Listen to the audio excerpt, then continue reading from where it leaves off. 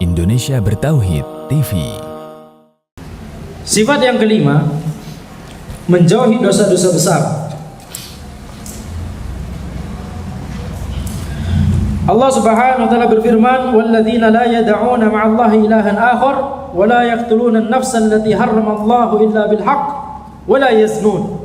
Dan orang-orang yang tidak mempersekutukan Allah dengan sembahan lain dan tidak membunuh orang yang diharamkan Allah kecuali dengan alasan yang benar dan tidak berzina. Di antara sifat yang menonjol dari ibadur rahman yang bertakwa adalah menjauhi dosa-dosa besar.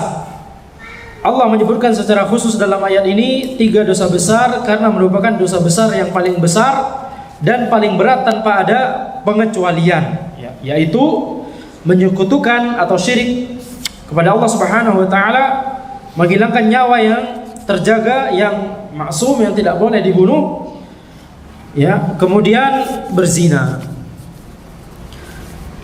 Jadi di sini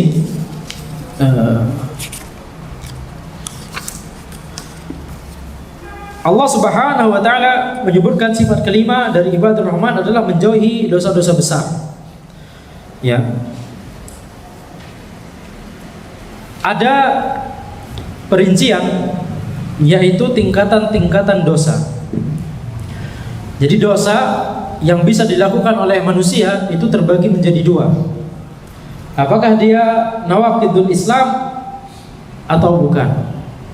Apakah dia pembatal keislaman atau bukan? Kalau dia pembatal keislaman, dosa yang merupakan pembatal keislaman, maka nanti ada 3 jenis lagi, yaitu syirik akbar, kufur akbar, nifaq akbar. Kemudian dosa yang bukan pembatal keislaman terbagi lagi menjadi syirik asghar, kufur asghar, nifaq asghar, dan dosa-dosa lainnya yang bukan termasuk yang telah disebutkan sebelumnya. Jadi ini adalah tingkatan dosa. Mungkin ada yang mau mengulangi tanpa lihat catatan, diberikan hadiah. Dahsyatnya pengaruh amal soleh. Nah, silakan yang pertama. Antum namanya siapa? Sabik. Baik. Pembagian dosa ada 2, yaitu dosa yang membatal keislaman dan bukan membatal keislaman. Dosa membatal keislaman dibagi menjadi 3, yaitu yang pertama syirik akbar, kedua kufur akbar, dan ketiga nifaq akbar. Kemudian yang dosa yang tidak membatalkan dari keislaman ada bagi menjadi yang pertama syirik asghar, yang kedua kufur asghar, yang ketiga nifaq asghar, dan kemudian dosa-dosa yang tidak termasuk dalam dosa. Mumtaz. Jazakallah khairan. Silakan. Ada lagi, satu lagi. Diberikan hadiah kiat-kiat untuk tetap istiqomah. Anda lihat ke belakang sekali. Tidak ada ya? Oke, berarti antum aja. Masya Allah.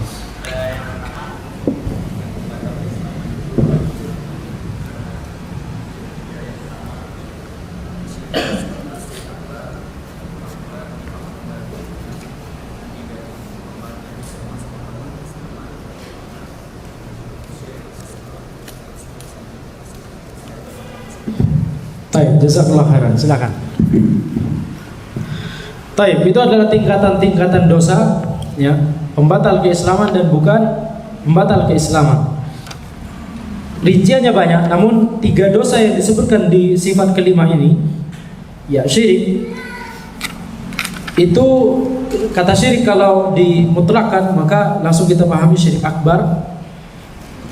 Secara umumnya, secara kebanyakan kasus yang dimaksud adalah syirik akbar.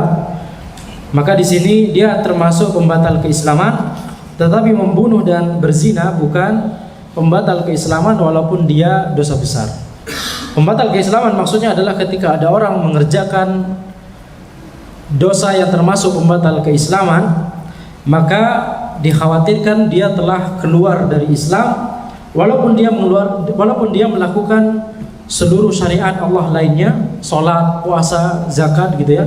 Cuma ketika ada salah satu dosa yang termasuk pembatal keislaman dia lakukan, imannya langsung nol, langsung keluar dari ya Islam. Pembatal keislaman, pembatal keimanan itu sama. Jadi ini menunjukkan bahwa kita harus rajin untuk belajar mana yang merupakan pembatal keislaman dan juga mana yang bukan pembatal keislaman, dalam rangka supaya kita tidak terjatuh ke dalamnya. Jadi dosa yang bisa mengeluarkan seseorang dari Islam bukan hanya ketika dia pindah agama. Ini yang harus kita pahami. Dosa yang bisa membuat seseorang keluar dari Islam bukan hanya ketika dia pindah agama atau riddah, tetapi banyak lagi. Contohnya syirik akbar, ya, kufur akbar, mencela agama, mencela Allah, mencela Rasulullah SAW, itu kufur akbar. Nifak akbar juga begitu ya. Kemudian meyakini bahwa ya ajaran selain ajaran Rasulullah itu lebih baik daripada sunnah Rasulullah, maka ini juga termasuk pembatal keislaman. Kita harus berhati-hati supaya kita ya terselamatkan dari dosa pembatal keislaman ini. Baik. Syirik adalah dosa yang berkenaan dengan hak Allah yang menjadi kewajiban hamba. Kita kembali ke kitab ya. Syirik adalah dosa yang tidak akan diampuni oleh Allah bagi siapa saja yang meninggal dunia dalam keadaan belum bertaubat darinya. Sebagaimana firman Allah Subhanahu wa taala, "Innallaha la yaghfiru an yushraka bihi wa yaghfiru ma duna dzalika liman yasha." Sesungguhnya Allah tidak akan mengampuni dosa syirik dan Dia mengampuni segala dosa yang selain dari syirik itu bagi siapa yang dikehendakinya. Barang siapa yang mempersekutukan Allah, maka sungguh ia telah berbuat dosa yang besar. Ya. Maksudnya adalah yang dimaksud dengan syirik di sini para ulama berbeda pendapat, namun yang lebih rajih adalah termasuk mencakup syirik akbar dan syirik asghar. Jadi orang yang melakukan perbuatan syirik baik akbar maupun asghar, kemudian dia tidak bertaubat atas perbuatannya tersebut sampai matinya, maka Allah tidak akan mengampuni dosa tersebut. Kalau itu merupakan syirik akbar yang dia lakukan dan dia tidak taubat sampai mati, maka keluar dari Islam. Orang yang mengerjakan syirik akbar gak bertaubat, keluar dari Islam. Sepakat ya. Tetapi ketika dia melakukan syirik asghar, tidak bertaubat sampai matinya, maka nanti di akhirat Allah Subhanahu wa taala pasti memasukkan dosa syirik asghar tersebut ke timbangan dia. Adapun dosa-dosa lain selain syirik yang di bawah, levelnya di bawah syirik, maka dan itu bukan pembatal keislaman, maka nanti walaupun dia orang tersebut tidak bertaubat atas dosa tersebut, nanti di akhirat ada kemungkinan Allah mengampuni dosa tersebut sehingga tidak dimasukkan ke timbangan. Dipahami ya berarti ya. Jadi ada dosa pembatal keislaman, ada dosa yang bukan pembatal keislaman. Yang dosa pembatal keislaman, kalau dia tidak bertaubat sampai matinya, naudzubillah min dzalik, keluar dari Islam gitu ya. Dan bukan kita yang menilai orang lain. Ketika kita melihat orang lain melakukan dosa pembatal keislaman, janganlah kita mengatai orang itu, mencap antum kafir. Gitu ya. Jangan, karena ini adalah ranah ulama. Hanya ulama yang bisa mengetahui apakah orang itu masih ada syubhat, apakah masih ada kesalahpahaman, keraguan dan sebagainya. Sebagaimana dokterlah yang tahu ya bagaimana penyakit orang ini, apakah orang ini memang ya penyakitnya detailnya bagaimana. Kita nggak tahu. Kadang kita merasa orang ini sehat, tapi cuma dokter yang bisa tahu bahwa orang ini lagi sakit gitu ya. Jadi serahkan semuanya pada ulama. Kita mempelajari tentang pembatal keislaman supaya diri kita sendiri terhindar dari perbuatan tersebut, bukan untuk ya mencap orang lain antum kafir. Ya, minal kafirin. Jadi kalau dia pembatal keislaman, orang tersebut tidak bertobat sampai matinya. Tetapi kalau dia bukan pembatal keislaman, maka dibagi dua. Kalau dia bukan pembatal keislaman, maka dia dibagi dua. Apakah dia syirik asghar atau bukan? Kalau dia termasuk syirik asghar, orang tersebut tidak bertaubat sampai matinya, dosa syirik asghar tersebut pasti dimasukkan oleh Allah ke timbangan. Kalau amalan baiknya lebih berat, dia masuk surga. Kalau amalan buruknya jadi lebih berat, dia masuk neraka dulu. Ya. Maka ini kalau syirik asghar. Kalau bukan syirik asghar, dosa pembatal keislaman, bukan syirik asghar, maka masih ada peluang Allah mengampuni dosa tersebut, tidak Allah masukkan ke timbangan. Ya, tetapi kan kita tidak tahu mana dosa yang diampuni oleh Allah Subhanahu wa taala. Jadi kita harus semangat untuk bertaubat. Ketika seseorang bertaubat sebelum matinya atas semua dosa-dosa yang dia lakukan, maka tidak peduli seberapa berat dosa tersebut, apakah dosa tersebut merupakan pembatal keislaman atau tidak, semuanya pasti akan diampuni oleh Allah Subhanahu wa taala.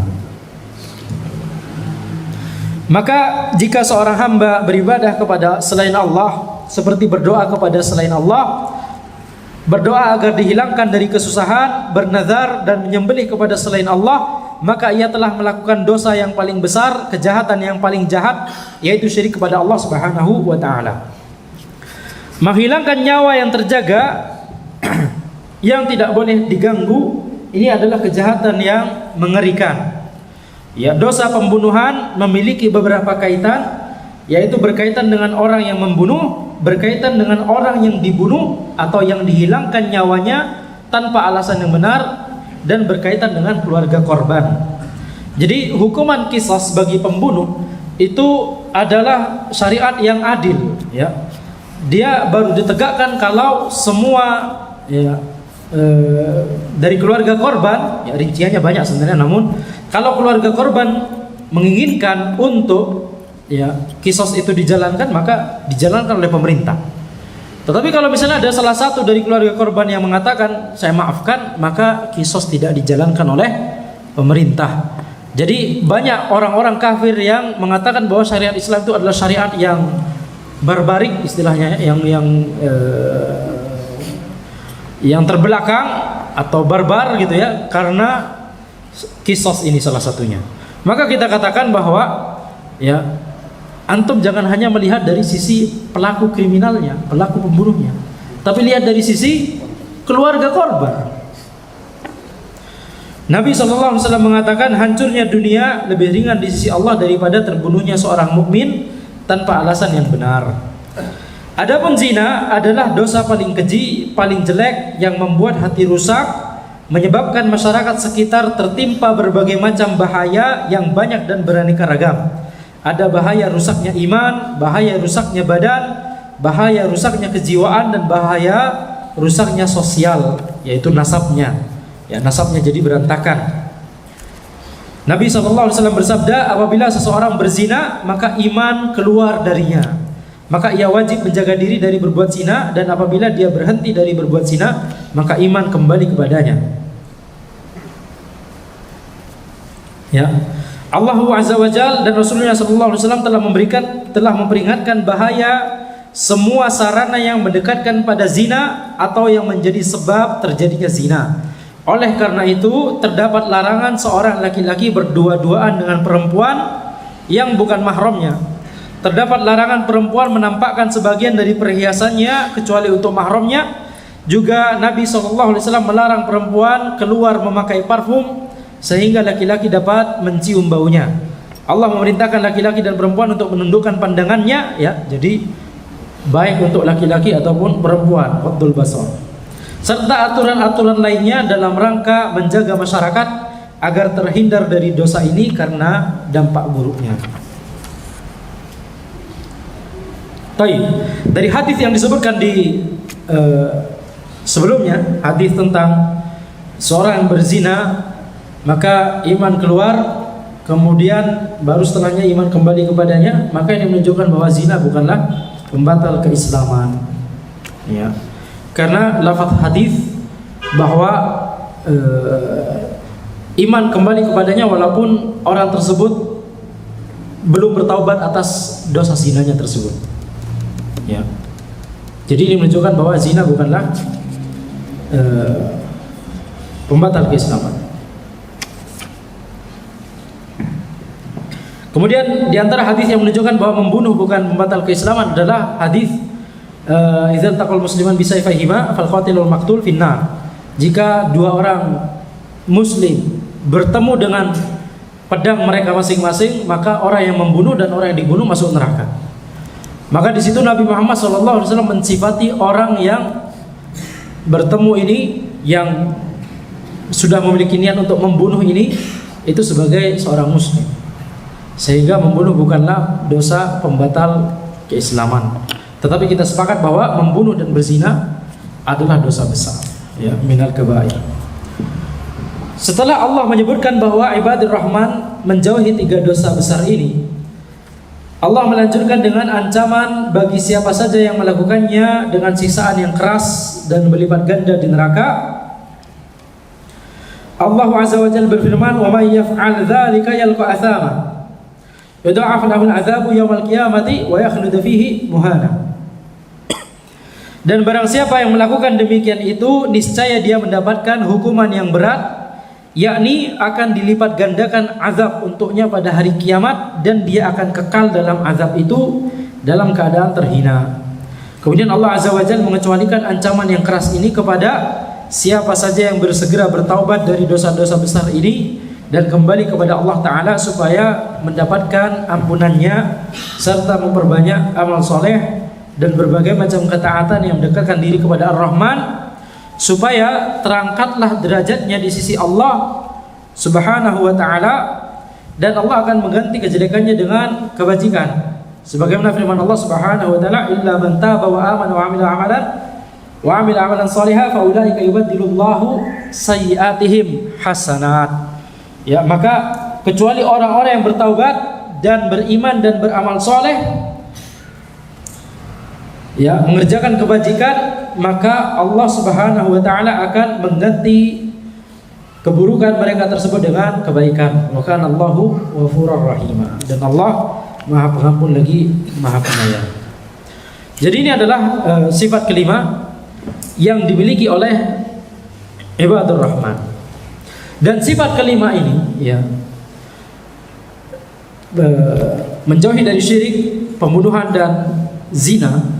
Untuk pembunuhan dan zina, maka itu terkait dengan syahwat, terkait dengan al-jahl yang berupa syahwat. Tetapi kesyirikan itu adalah terkait dengan al-jahl yang berupa syubhat. Sehingga untuk memerangi dari 3 hal ini, 3 dosa yang disebutkan dalam ayat ini, dalam sifat kelima ini, maka kita harus, ya, menahan syahwat kita jika syahwat tersebut mengarahkan pada hal yang haram, ya, yaitu membunuh dan berzina. Kemudian kita harus mempelajari ilmu, ya, terutama ilmu tentang tauhid, supaya kita mengetahui mana yang merupakan tauhid dan mana yang merupakan syirik. Di antara hal yang banyak tersebar yang itu merupakan, ya, syirik asghar sebenarnya, cuma tetap itu adalah kesyirikan, yaitu hal-hal yang berkaitan dengan penentuan sebab. Para ulama menjelaskan bahwa ada sebuah kaidah yang penting, kaidah sebab, yaitu barang siapa yang menetapkan sesuatu sebagai sebab padahal Allah tidak menetapkannya sebagai sebab, baik secara qadari ataupun syar'i, maka orang tersebut telah berbuat syirik asghar. Ya, jadi yang namanya